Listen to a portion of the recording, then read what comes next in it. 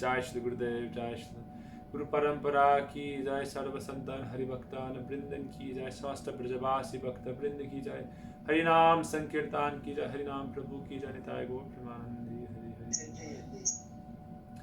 So today we are honoring this divine festival day of Sri Madhvacarya.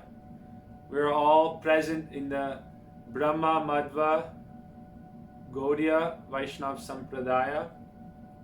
So what is the speciality of Sri Madhvacarya?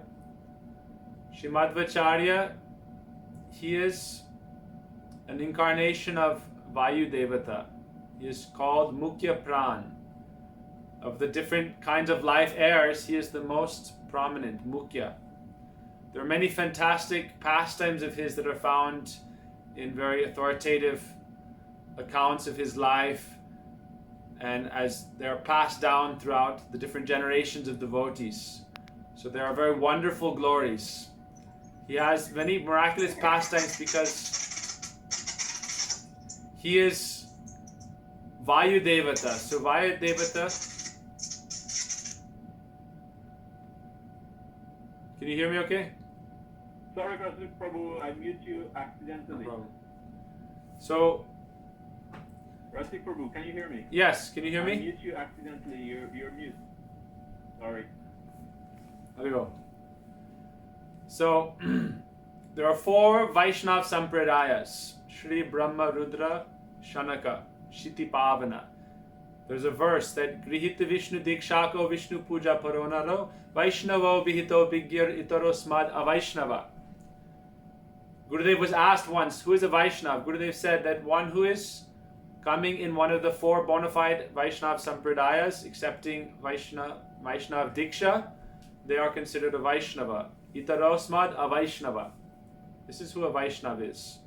And Shri Brahma Rudra Shanaka Shiti Pavana. These 4 Sampradayas purify the entire world. Therefore, Chaitanya Mahaprabhu accepted this Madhva Sampradaya as his line. It said that Krishna or Mahaprabhu or the avatar directly of the Lord does not establish the Sampradaya, the lineage.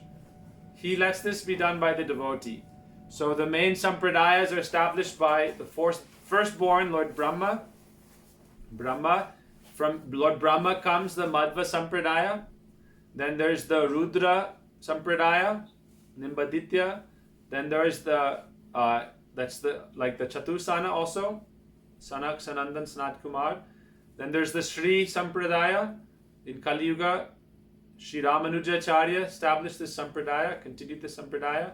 And so in this way there are the 4 Vaishnav Sampradayas. So Madhvacharya, he is the Acharya of this Madhva line. Shri Chaitanya Mahaprabhu entered this line. So some people challenge this, and Gurudev was always cutting their arguments. Those who say, no, we are not in the Madhva line, Gurudev was always very disturbed. He said, you're trying to cut us off at the roots. You think you can have a nice tree, but if you cut it and separate it from the roots, what kind of tree do you have? So he said, Mahaprabhu said, Maryadan alangana sahitena pari. I cannot tolerate any breaking of Maryada. So this is the sastric line. And Mahaprabhu is connected through Ishvara Puripad, Madhavendra Puripad. Through them, they are connected to the Madhva line. And Mahaprabhu accepted Diksha from Ishvara Puripad. Therefore, we are connected to this line. So this is the Brahma Madhva Gaudiya Sarasvat Sampradaya. We say Sarasvat because Srila Bhaktisiddhanta Saraswati Thakur reinvigorated and established the Gaudiya Vaishnavism throughout the whole world through his prominent disciples, Srila Bhaktivinoda Swami Prabhupada, our Param Gurudev, Srila Bhakti Sridhar Maharaj, Srila Bhakti Madhav Goswami Maharaj, so many of his glorious, illustrious disciples. So Bhaktisiddhanta Saraswati Thakur this is like many rivers and streams flowing towards that one Sanatan Dharma or Vaishnav Dharma. So I'll tell a few of the pastimes of Madhvacharya. When he was born in Paduk Kshetra. It's one of the very glorious holy places in South India. He is the son of Narayan Bhatta and Vedavati. So in that village, his father worshipped the Lord in that place called Paduka Kshetra. It's a very hilly, stony area. So there's pastimes how Madhvacharya he created a kund for his parents to easily be able to get water to worship the deity. That's one of his young pastimes. Because he is Vayu Devata, so Vayu Devata is the wind god. He's described to be one of the most powerful of the demigods. If you look at Hanuman is so powerful. Why? He is Vayu Dev. So very powerful. The prana, without prana there's no life. So prana is described to be the vital power. Prana che jar sehitu prachar. Bhaktisiddhanta Prabhupada said, where there is prana, there is life, there is strength. So Madhvacharya is the embodiment of that pran.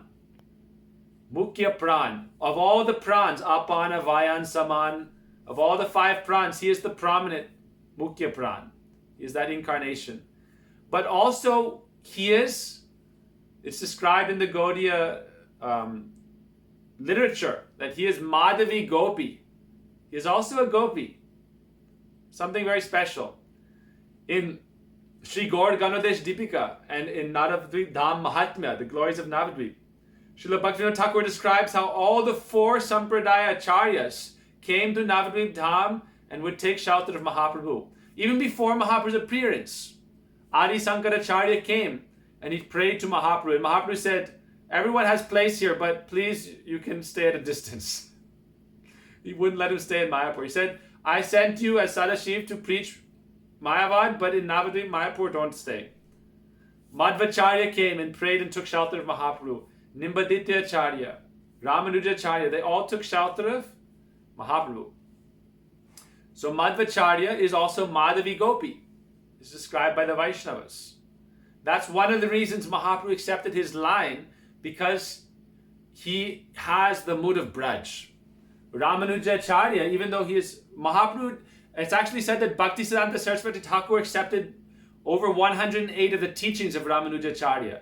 So a lot of his teachings in the Gaudiya Vaishnava line, the Gaudiya Mat, in ISKCON, they're coming from Ramanujacharya. But still, Mahaprabhu accepted Madhva's line because it's the most in the mood of Braj. That's why you see the deities that he worships are Laddu Gopal. He worships the Gopal form. There's a beautiful pastime of how this Gopal manifested from Gopi Chandan. We'll hear that pastime. So this is why Mahaprabhu accepted him. Also Mahaprabhu, all the different sampradayas established a philosophical conclusion, or a vad. Mahaprabhu established the tattva. This is one difference. So Mahaprabhu established achintya beda beda tattva. This is the established truth. The other sampradayas, they established a vad. So Srila Madhvacharya established Dvaita-dvaitavada. It means a theory. Vad is a theory. Tattva is a philosophical established truth. It's different. Theoretical and practical established. So Dvaita-dvaitavada is Madhvacharya's philosophy. Ramanujacharya is taught Suddha-dvaitavada. In this way, all the different Sankaracharya, Kevala-dvaitavada. But Mahaprabhu especially appreciated Madhvacharya's teachings because it was very powerful and very bold, without any compromise. Dvaita-dvaitavada, he said, it is definitely dual. The other sampradayas, Sankaracharya established first Kevala Advaitavada, absolute monism. Everything is one. And the difference between the jiva, the soul, and God is only a illusion. And when we purify ourselves of the illusion of ignorance, we realize, oh, we are at one with the Supreme. Jiva Brahma Ekya Gyan. So when we say Jnana Karma Adi Anavritam, do not let Gyan cover over Bhakti. We are referring to this idea, this anartha, illusory idea that, oh, I am actually God, and I just have to free myself from illusion, I'll become that. So this was established because in the Vedas they say, Ekam Dvitiya Nasti. There's only one truth. So this is called Amnaya Praha Tattvam Harimiha Paramam. There's one absolute truth. Advaya Gyan, non-dual truth. So many philosophers, they're not able to understand that within one absolute truth, there can be variety. Shakti Matora Beda. There can be That's why Srila Jiva Goswami gave a very important example. He said that, and this is also coming from our Vaishnav lines like Madhvacharya. Look at the sun. There's a sun globe. Then there are sun rays, like photons, particles of light.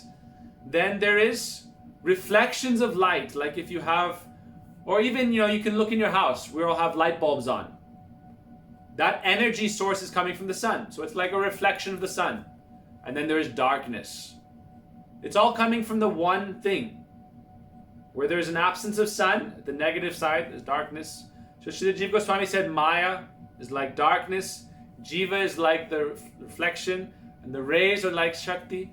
The sun globe is the Bhagavan himself. So it is one. But Madhvacharya was so bold, he said no. Dvaita-dvaitavada, it is two. That's why you see in all his pictures, he has his two fingers up, peace sign, two. Is the origin of the peace sign. He said it is two, it is dual. And he established 5 eternal differences. So Mahaprabhu is very happy with this because he said you have to smash Mayavad. Mayavad is a very dangerous element because it is already the conditioned soul wants to be like God. They've turned away from the Lord, Bahir Mukh, and they want to be like God. So you tell them, oh, you're God, you're God, you're God. They become very happy. Oh, I'm God. So here's Madhvacharya ji. It's very beautiful picture. Peace sign, 2. It is 2. Okay? So this means Shakti, Shakti Matora Beda. Shakti, Shaktiman, they're ultimately one. Advaya Gyan. But they have 2 sides. Like a coin has 2 sides. It's one coin. Heads and tails. 2 sides, 2. Darkness and light. 2 things. So the 5 eternal differences, you can remember this, is important. Madhvacharya taught, one soul is different from another soul. So right now, we can get on the same kind of wavelength. We can think the same thoughts, but still, Ramanath Prabhu is the individual. Krishna Mohan Prabhu, individual. Robin Prabhu, Satyam, me, Prem, all different. We are different. We are not one. In another universe, there's another Jiva. I am not able to think what he is thinking or she is thinking. We are only in one small planet. In another Brahmanda, another universe, there are many Jivas. Or there are many Jivas in the ocean. I don't have their same idea, their same thoughts, their same experience. They feel pain. I don't feel that pain. Someone I don't know has an accident. I don't feel pain. So the Jiva, another Jiva is different. First truth. Maya and Maya is different. So one book, the song book is different from, piece of wood. These 2 things are different, right? Different. Bhagavan is one, but he has also many incarnations, right?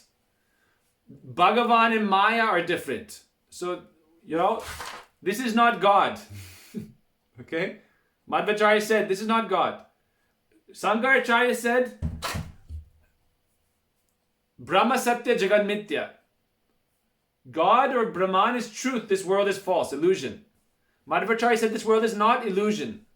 It is temporary, asat. It is not false. So we don't say this piece of wood is just imagination. It's not just imagination. It's real. Because if this is not real, then God cannot be real. Because anything that's coming from the Absolute, how can that be temporary? Meaning, the creation has to have some quality of the Creator. So if this world is completely fake, illusion, that means there's some, falsity in the Lord himself. So therefore Madhvacharya said, no. Bhagavan is different from this world. Even though it's coming from him, it's not the same. It's not on the same level. Even Jiva and Maya are different. Another difference. I am not a piece of wood. The wood doesn't have any thoughts, any consciousness. I do. But also this body and the soul has difference.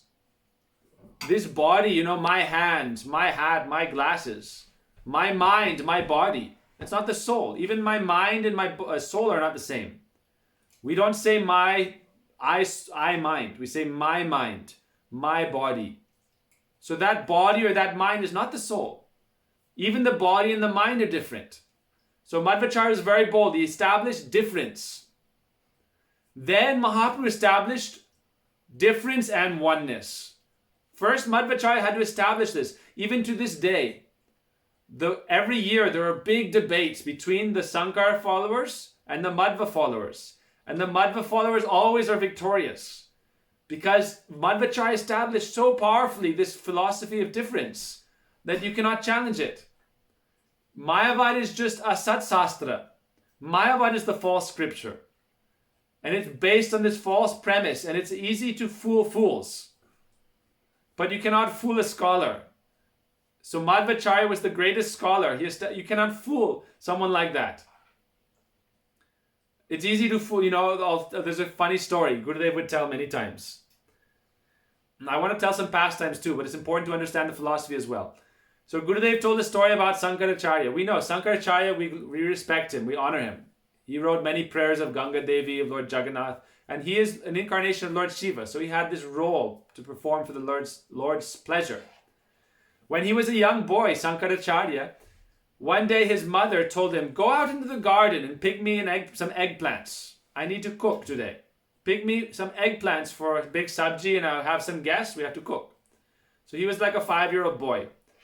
He went out into the garden and came back with one eggplant. Big one. His mother said, I told you to bring a whole basket. Why you only brought one? We have 100 plants. He said, no, I only saw one. I only saw one eggplant. She said, what do you mean, naughty boy? I know. I was just out there yesterday. I saw all the plants were full of eggplants. What do you mean one? He said, I only saw one. She said, she took him by the hand, or by the ear. Pulled him outside. Baby Sankaracharya. And she said, show me the eggplants. So he went out to the field and he said, there is one, there is one, there is one, there is one, there is one, there is one. She slapped him on the cheek. Nonsense. This oneness is useless. This is a foolishness. No one would say there's one eggplant. There are hundreds. But he is saying one, one, one, one, one. So this is the philosophy of Mayavad is very good to, it's actually very good for sentimentalist people.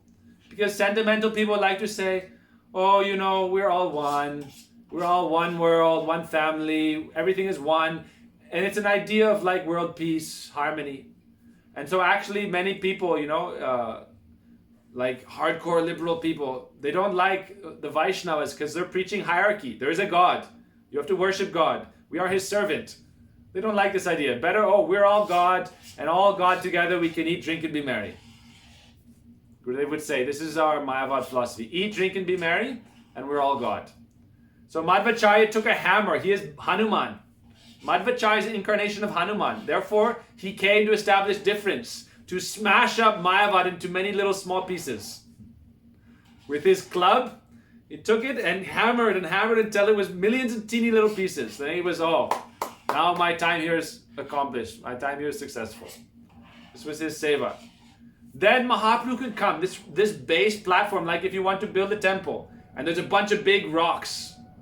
They have to be smashed first or removed. So Madhvacharya came and smashed everything, and made a platform for Mahaprabhu to come. Then Mahaprabhu preached Achinta Beda Beda Tattva. The real truth is that although there is difference, there's eternal difference and eternal oneness. In his inaugural writing about ISKCON, Srila Bhaktivinoda Swami Prabhupada said, to teach everyone that we are one with the quality of Godhead. This means, Gurudev describes, there's quality and there is quantity. So the jiva is anuchetana, small, minuscule conscious particle. And the Supreme Lord is Brihad Chaitanya, like the sun and a spark. A foolish person would say a spark is the same as the sun. A firefly is the same power as the sun. You stand by the sun, you'll burn, and firefly, what's gonna do? So a small jiva is not God. But we have the quality or the consciousness that is coming from the Lord. Mamai Vangso Jiva Loke. It is coming from Krishna. So Madhvacharya established this, and Mahaprabhu established that it is simultaneously one and different. And it is the expansion of Shakti Parinambad. This is another long discussion. So Madhvacharya established these Siddhantas. Now, one thing Mahaprabhu accepted from Madhvacharya is that Madhvacharya preached 9 eternal truths. And these 9 eternal truths are the same things accepted by Srila Bhaktivinoda Thakur and our line. Amnaya praha tattvam harimihab paramam rasabdim. That Sri Hari, Krishna, Govinda, he is the original absolute truth. Anadiradi Govinda sarva karana karanam.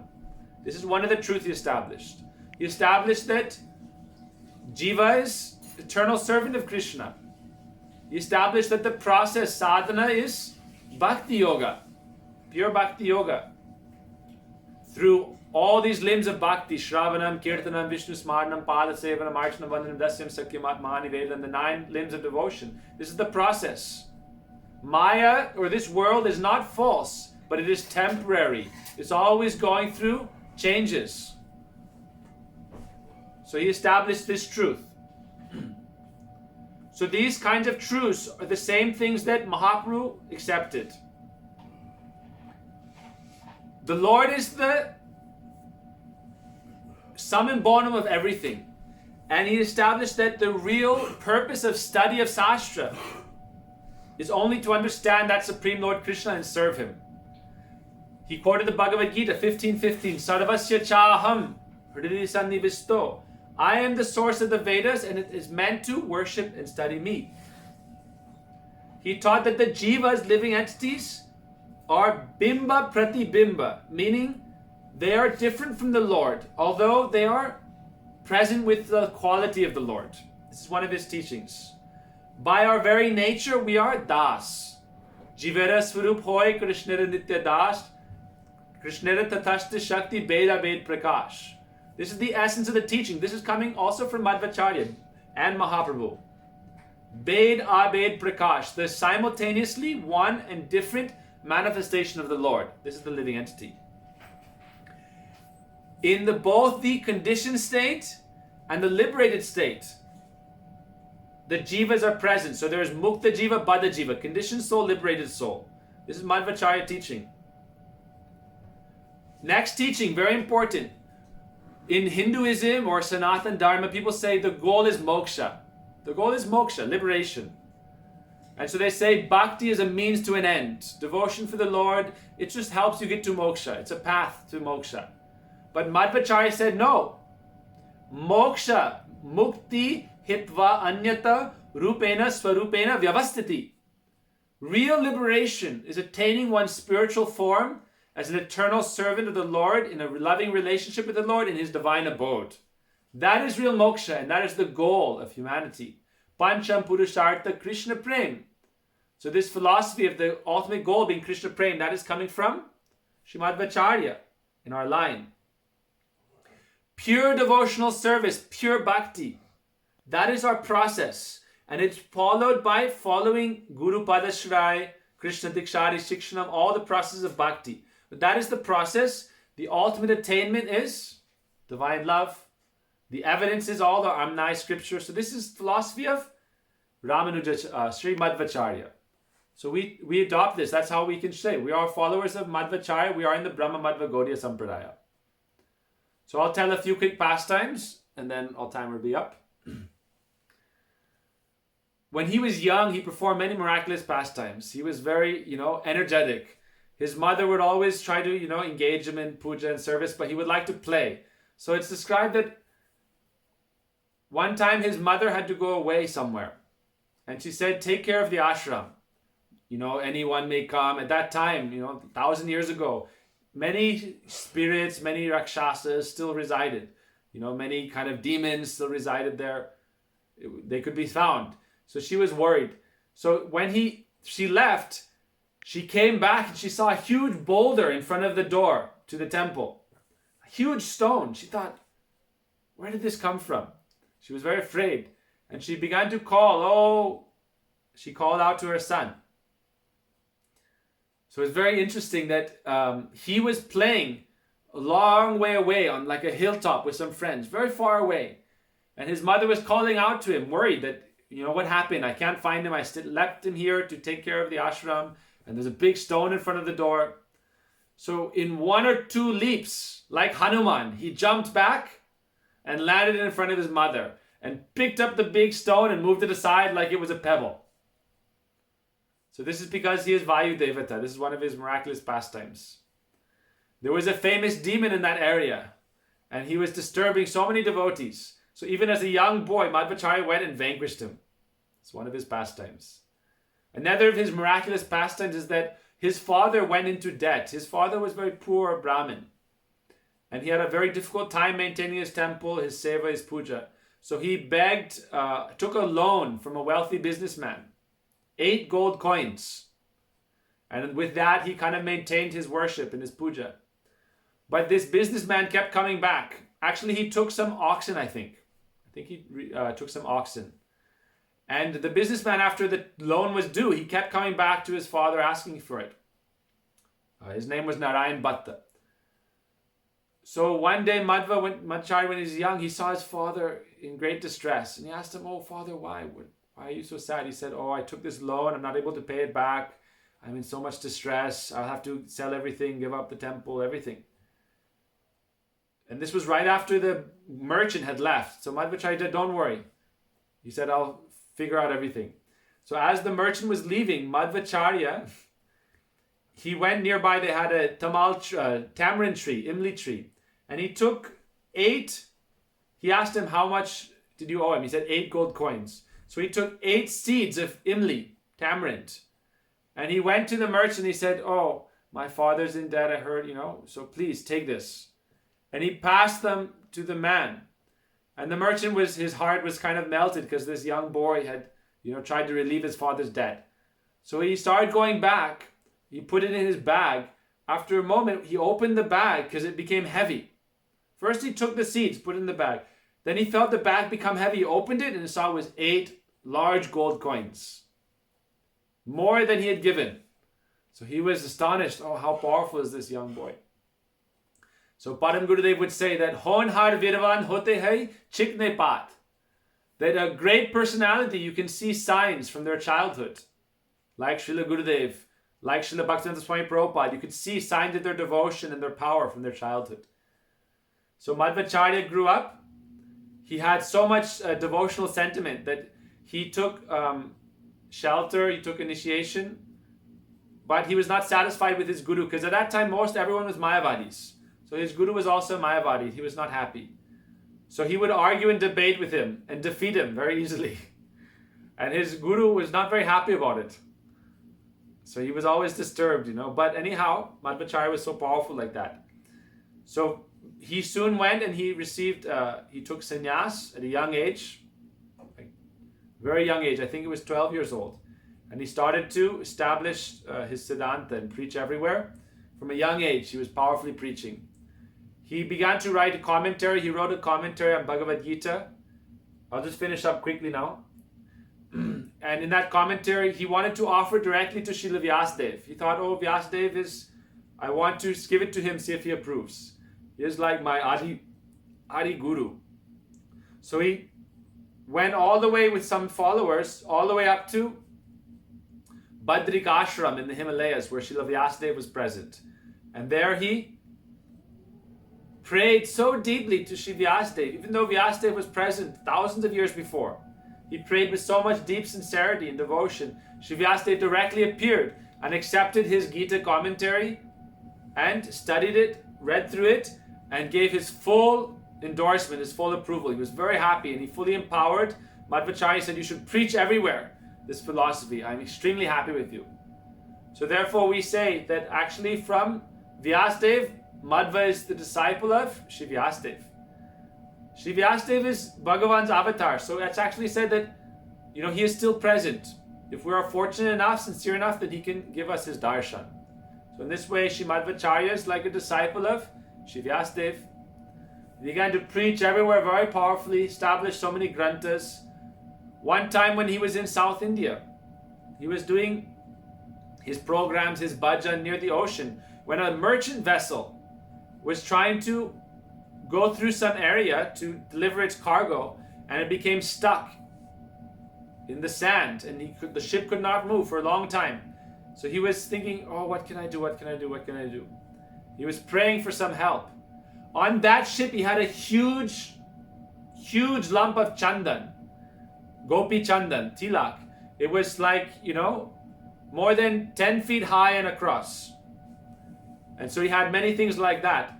So there are many ideas like, why did the boat get stuck? But ultimately it was Krishna's desire, so we'll see how. So Madhvacharya, by his great power, he went and he freed the boat, the big ship.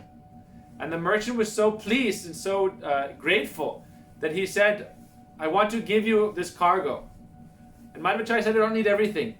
But he said, I have one thing special, Gopi Chandan. And Madhvacharya said, please. He accepted the Gopi Chandan. He was very happy to accept the Gopi Chandan. And he lifted it with his own strength. It was very big and heavy, but with his own strength, he lifted it and brought it to the shore. Then, sometime later, this Gopi Chandan cracked opened up, and inside was Sri Gopalji. So this is the deity of Gopal that is worshipped by Sri Madhvacharya. Krishna was there, and he forcefully, stopped the vessel because he wanted to go to his beloved Madhavi Gopi Madhvacharya. That's another reason Mahaprabhu chose to come in the line of Madhvacharya, because of his Braj Bhakti, and because specifically of how he worshipped the deity. Mahaprabhu was very pleased with his archan process. He worshipped the deity with so much love. He established 8 temples to worship Gopal in Udupi. And in each of these temples he established 2 sannyasis. Sannyasis follow very strict sadhana. Every Ekadashi they practice Nirjal, and they go and they worship Thakurji every morning. They completely cover him with tulsi and give him abhishek, archan, puja. They have big festivals where he goes throughout the town like Lord Jagannath, and he is established as like the king of the whole area. So Mahaprabhu was very happy with how Sri Madhvacharya established the process of archan, worship of the deity, and Sri Gopalji. So there are so many pastimes of Sri Madhvacharya. I know we're getting late. So many wonderful pastimes. We pray today to Sri Madhvacharya for his mercy, for his blessings, for strength to follow bhakti. Without, all the acharyas, all the Vaishnava Sampradaya acharyas, we pray for Guru Bhakti. And when we worship Guru, all of our acharyas are included. Raghunath Das Goswami says, Guru goste gostaleshu sujane busura gane. First verse of Manashiksha. Gurau. He doesn't say Guru. Gurau. That means all the Guru Varga. Not only all the Guru Varga, the 4 Sampradayas. When we had Gurudev's Vyas Puja festival here, we did the Sapta Panchak Puja. One of those pujas was to Madhvacharya, Ramanujacharya, Nimbaditya, and Vishnu Swami, the 4 Vaishnava Sampradaya Gurus. And to Sri, then we did one to Sri Vyasdev, to his 4 disciples, and to Sukadev Goswami. So we do one Vyas Pankaj to Sukadev Goswami. He is the Bhagavat Parampara Acharya. There's the Diksha line, and there's the Bhagavat line. So Sukadev Goswami is the Bhagavat Guru, who gave the Bhagavatam. And then Sri Vyasdev we worship, and his 4 disciples we worship. So there's all these different panchaks. But the point is that we should not think, I'll just worship Guru and Vaishnavas. No, we want to honor and worship all Vaishnavas and all their festival days. Srila Jagannath Das Babaji Maharaj specifically instructed Bhaktivedanta Saraswati Thakur to establish the Vaishnava calendar and all the festival days of all the great acharyas, so that by worshiping them on these days, by remembering their glories, we can develop in our path of bhakti and we can receive this spiritual chit bal. Nayam atma balahinena labhya. Without spiritual strength, we cannot practice spiritual life. So therefore today we pray to Sri Madhvacharya for spiritual strength in order to be able to serve our Guru Maharaj and progress in this path of bhakti. Panchakalpatarubhishya kripasindhavyocha Vridanam pavanebhyo vaishnavebhyo namo namaha. Thank you, Prabhuji, for beautiful glorification of Sri Madhvacharya. Sri Madhvacharya Tirobhav Mahotsav Ki Jai. Alright, so we're almost 8:30, it's 8:25 here. Prem Vallabha Prabhu, I'm sure the devotees, if you don't mind, we can go a little extra, if it's okay with everyone. Prem Vallabha Prabhu, you there?